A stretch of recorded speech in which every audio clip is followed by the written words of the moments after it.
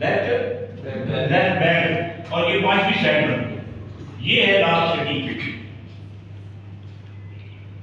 इसका काम है यहां से इस एरिया को कवर करनी, इसके यहां होना चाहिए। इसने लेफ्ट को भी लेना है इसके पीछे, और राइट को भी। ये एरिया से कवर करना।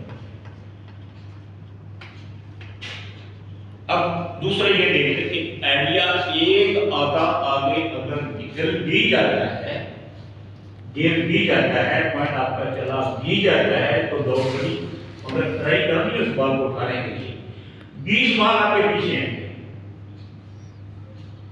तो जहां पे आपकी ज्यादा कमजोरी नजर आती है वहां पे आपने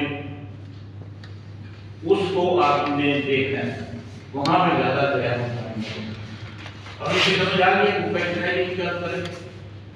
हाँ खड़े होकर दोनों जोर से बोल।